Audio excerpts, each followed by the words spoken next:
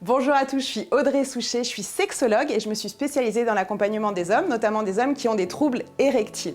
J'ai fait une étude de besoin pour mieux vous comprendre et à la suite de ça, j'ai créé un accompagnement. Et dans cette vidéo, je vais vous expliquer comment fonctionne l'érection, qu'est-ce qui entraîne une perte d'érection et puis surtout comprendre pour agir. Comme beaucoup de mes clients, je sais que vous souffrez et vous avez essayé de trouver des solutions. Sur Google, ça n'a pas fonctionné, YouTube, pas mieux. Vous en avez parlé à votre médecin pensant qu'il avait la solution mais il vous a dit c'est pas grave, sauf que pour vous c'est grave. Vous en avez parlé à votre partenaire qui, elle, n'a pas la solution. Vous en avez marre d'être seul et ce que je vous propose, c'est de vous donner les 3 clés pour retrouver confiance en vous et pour retrouver votre érection. Donc première étape, comment fonctionne une érection? Qu'est-ce que l'érection? L'érection, c'est dû à une réponse sexuelle de votre corps. La réponse sexuelle, qu'est-ce que c'est? Finalement, quand vous avez du désir, puis ensuite une excitation, votre cerveau va produire de la dopamine. Et c'est l'hormone sexuelle. Oui, parce qu'en fait, le premier organe sexuel, c'est pas du tout votre verge, c'est pas votre pénis, c'est votre cerveau. C'est lui qui va produire une bonne réponse sexuelle. Donc, si vous êtes dans une période de désir, il y a une excitation, un moment propice, la dopamine de votre cerveau va venir, des influx nerveux vont permettre à votre corps érectile, à votre tissu érectile, aux cellules, finalement, de se détendre, de laisser passer du sang et vous aurez une bonne érection. Donc, perte d'érection, ça veut dire quoi? Il y a 2 chemins possibles. Soit votre perte d'érection, elle est mécanique, organique, elle est due à votre corps. Pose plusieurs possibilités. Soit il y a une problématique cardiaque, soit il y a une problématique de testostérone, de taux d'hormone qui n'est pas suffisante et qui ne vous permet pas d'avoir une bonne érection. Soit elle est due à du cholestérol ou à du diabète, ou encore à l'apnée du sommeil, puisqu'effectivement, si vous réfléchissez un petit peu, vous avez des érections la nuit, normalement. Pendant le sommeil paradoxal, c'est le sommeil où on rêve, où on peut fantasmer d'ailleurs, et le corps va produire en fait une réponse sexuelle naturelle, une érection. Donc, première question, tiens, est-ce que vous avez des érections matinales encore? Est-ce que vous avez encore des érections nocturnes? Si c'est le cas, c'est intéressant. Par contre, si vous n'avez plus d'érections matinales, plus des érections nocturnes, ça veut dire que votre corps n'a pas forcément les bonnes hormones et pas le bon fonctionnement. Deuxième possibilité, perdre son érection, ça peut être dû à un choc, à du stress, à l'aspect émotionnel. Dans ce cas-là, ça arrivera du jour au lendemain. Si je vous prends la situation d'un client qui a malheureusement vécu une infidélité, a découvert sa partenaire avec quelqu'un d'autre et à partir de ce moment-là, il a perdu son érection, il a perdu confiance en lui. Donc, si c'est un choc, ça arrive du jour au lendemain. Si c'est mécanique, ça va venir puis repartir. Un jour, vous aurez des érections, un jour, elle sera moins bonne. Déjà, 2 choses à regarder. Est-ce que c'est du jour au lendemain, donc ça veut dire que c'est du stress, ou est-ce que c'est petit à petit, ça veut dire que c'est votre corps qui dysfonctionne et il faut regarder ça avec un bilan médical. La deuxième étape, c'est la sexualité personnelle. Oui, tu as bien entendu, personnelle.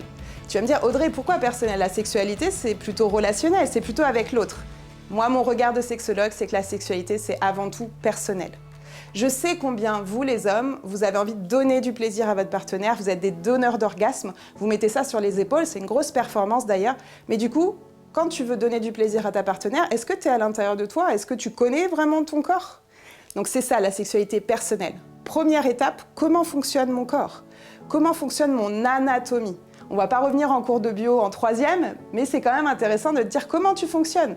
Quelle partie de ta verge est la plus sensible? Est-ce que tu connais le frein sur ta verge? Est-ce que tu sais que sur l'aspect au niveau de tes testicules, tu as des sensations ou pas? Déjà, connaître ton corps, savoir comment il fonctionne. Et puis, être dans tes sensations. Parce qu'encore une fois, si tu veux donner du plaisir à ta partenaire, tu n'es pas à l'intérieur de toi. Donc la santé sexuelle, c'est rentrer à l'intérieur de toi, essayer de te dire et de sentir qu'est-ce que je ressens dans mon corps, quelles odeurs sont appréciables, quels touchés sont appréciables, quelles positions sont appréciables. Finalement, mon corps, de quoi il a envie, de quoi il a besoin pour se sentir bien. Parce que si tu prends des positions qui ne sont pas OK pour toi, si tu fais des exercices d'une façon de faire l'amour qui n'est pas OK pour toi, ton corps, il ne va pas produire la bonne hormone, il va produire une hormone de stress et forcément, tu perdras ton érection. Donc ça, c'est la santé sexuelle et la partie sexualité personnelle.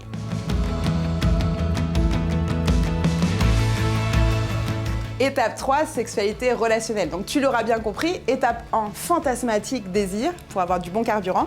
Étape 2, sexualité personnelle, bien te connaître. Étape 3, sexualité relationnelle. C'est que quand tu connais ta fantasmatique et ton corps que finalement tu peux être dans une bonne sexualité relationnelle. Et donc ça passe par quoi la sexualité relationnelle? Déjà connaître l'anatomie de ta partenaire, comment elle fonctionne, de quoi elle a besoin. Est-ce que la réponse sexuelle masculine et féminine c'est la même? Non, c'est pas la même, on passe pas par les mêmes étapes. Donc discute-en avec elle, essaie de comprendre ce qui la met en désir, ce qui la met en excitation. Et puis, tu l'auras compris, s'il y a trop de stress, ta réponse sexuelle à toi, donc ton érection, elle sera pas bonne. Comme la sienne d'ailleurs, sa lubrification ne sera pas de bonne qualité.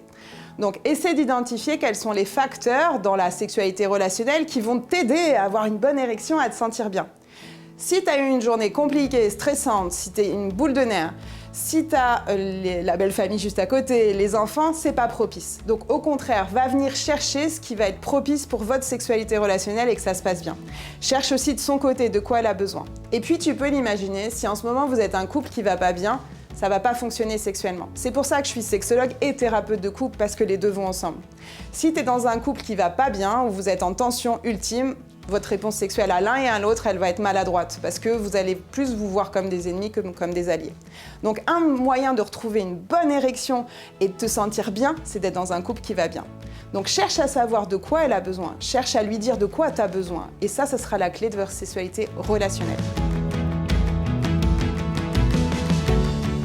Vous l'aurez compris, avec ces 3 étapes, vous pourrez récupérer votre confiance en vous, votre virilité d'homme et votre réponse sexuelle, donc une meilleure érection.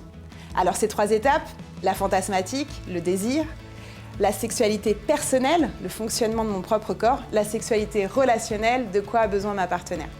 Dans mon quotidien de sexologue et dans mes accompagnements, j'accompagne beaucoup d'hommes qui ont des troubles érectiles et grâce à ce processus de compréhension, de rentrer dans leur corps et de comprendre leur partenaire, ils ont retrouvé confiance. 100% des personnes que j'ai pu accompagner ont du résultat. Eh bien écoutez, au plaisir de vous retrouver lors d'un appel découverte. On pourra en parler un petit peu plus et on trouvera la solution ensemble.